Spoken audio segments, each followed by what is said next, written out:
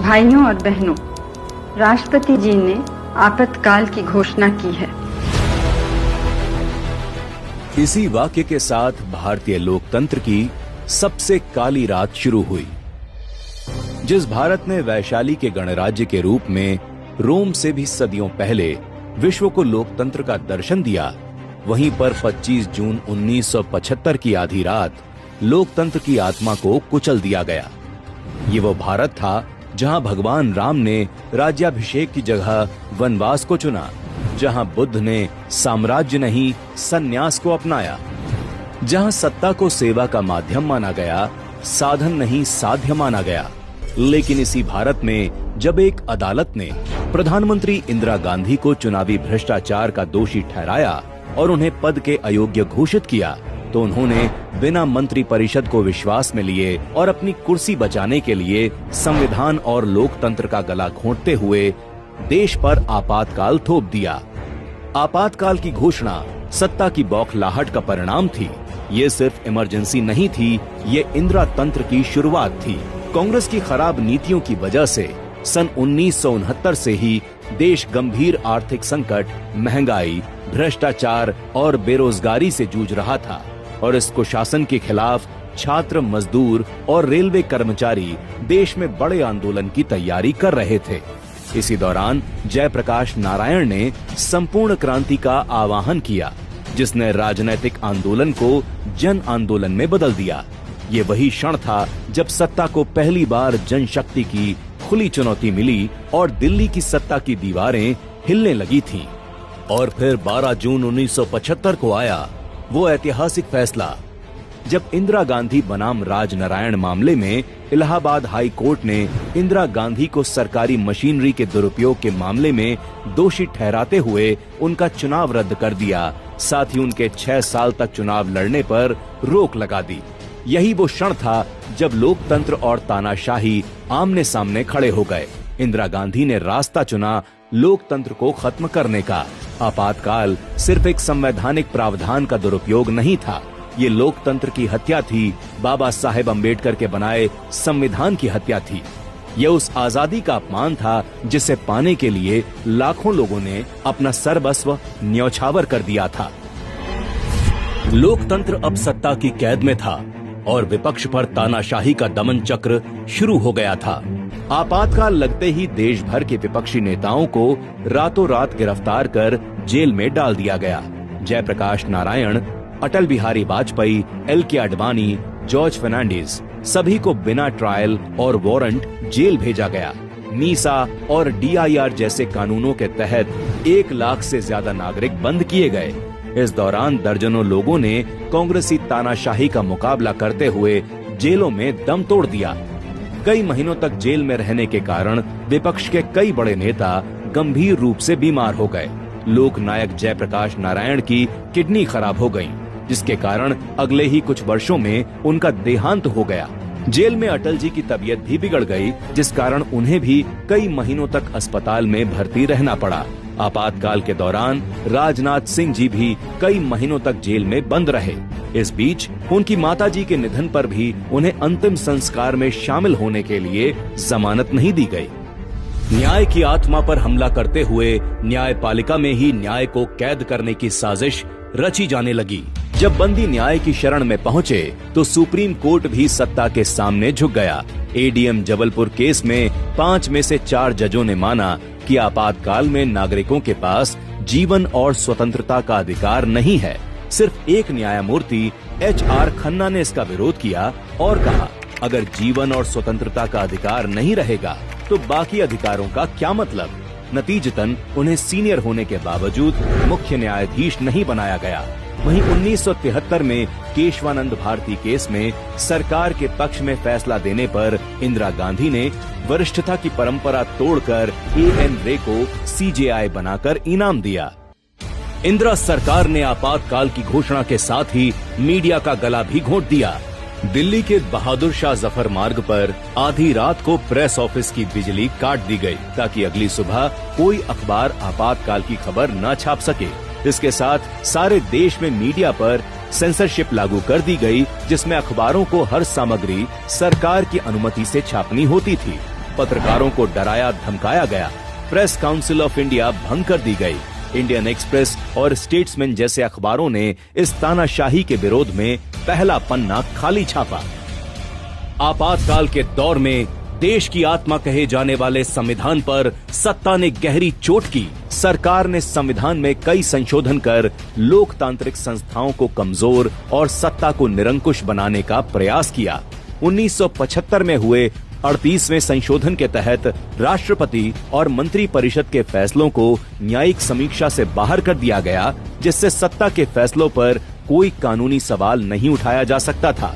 इसके बाद 39वें संशोधन में इंदिरा गांधी के अवैध चुनाव को अदालत की जांच से छूट दे दी गई और एक तरह से प्रधानमंत्री पद को कानून से ऊपर रखा गया। 1976 में हुए 40वें संशोधन ने सरकार को भूमि और प्राकृतिक संसाधनों पर पूर्ण नियंत्रण दे दिया, जिससे नागरिकों के संपत्ति अधिकारों और अदालतों की भूमिका को सीमित कर दिया गया। 1976 में ही 41वें संशोधन के जरिए लोक सेवा आयोगों के अधिकारियों की सेवा अवधि बढ़ाई गई, जिससे सरकार अपने वफादार अधिकारियों को 2 साल अतिरिक्त पद पर रख सके। ये निष्पक्ष प्रशासन के सिद्धांतों के विरुद्ध था। अंततः 42वें संशोधन ने संसद को असीमित शक्तियां दी, न्यायपालिका की स्वायत्तता पर चोट की और नागरिकों के मूल अधिकारों को सीमित किया।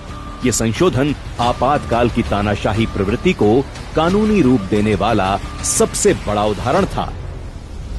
विद्या का मंदिर कहे जाने वाले कॉलेज और उनमें पढ़ने वाले छात्र भी इंदिरा सरकार के अमानवीय अत्याचारों से नहीं बच सके।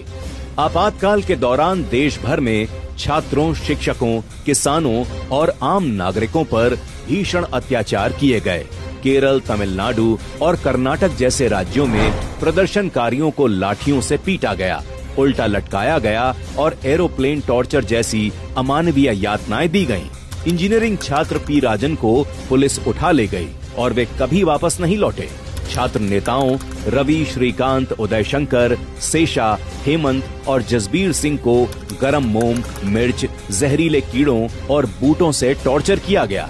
आंध्र प्रदेश में छात्रों को जानवरों की तरह पीटा गया, गर्भवती महिलाओं को जंजीरों से बांधा गया और दिल्ली विश्वविद्यालय में एक ही दिन में 200 शिक्षकों को गिरफ्तार किया गया। राजस्थान में प्रदर्शनकारियों और वकीलों को बिजली के झटके दिए गए और जोधपुर में लोगों को हम गद्दार हैं की तख्तियां पहनाकर अपमानित किया गया। ओडिशा में 9वीं 10वीं के बच्चे 5 महीनों तक जेल में रखे गए। कॉलेजों और विश्वविद्यालयों में विरोधी लेखन और विचारों पर रोक लगाई गई। ये दौर भारत के लोकतांत्रिक इतिहास में क्रूर दमन और भय की मिसाल बन गया। क्रूरता की हर सीमा पार करते हुए इंदिरा सरकार ने जनसंख्या नियंत्रण के नाम पर देश भर में जबरन नसबंदी अभियान चलाया। गरीबों को पकड़ पकड़ कर ऑपरेशन कराए गए, जैसे सरकार का उद्देश्य गरीबी नहीं, गरीब को ही खत्म करना हो। इस दौरान 1 करोड़ से ज्यादा लोगों की जबरन नसबंदी की गई, जिसकी वजह से 2000 से ज्यादा लोगों की मौत हो गई। वहीं अतिक्रमण हटाने के नाम पर तुर्कमान गेट और नसबंदी के नाम पर मुजफ्फरनगर में सैकड़ों लोग मारे गए। इस अंधकार में कुछ दीपक ऐसे भी थे जिन्होंने लोकतंत्र की लौ को बुझने नहीं दिया।